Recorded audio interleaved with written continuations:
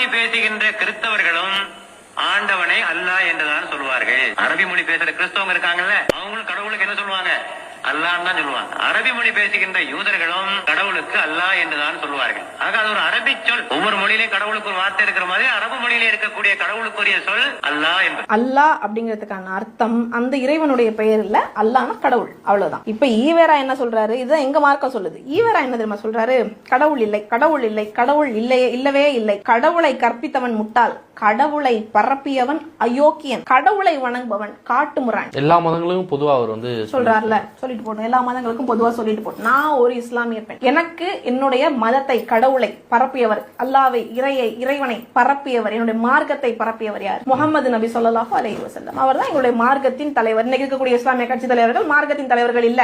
உலகமெங்கும் இருக்கக்கூடிய இஸ்லாமியர்களின் தலைவர், மார்க்கத்தின் தலைவர் எங்கள் அண்ணல் நபி முகமது ஸல்லல்லாஹு அலைஹி வஸல்லம் அவர்தான். அப்ப கடவுளை பரப்பியவன் அயோக்கியன் என்றால் முகமது நபியை நீ அயோக்கியன்கிறியா?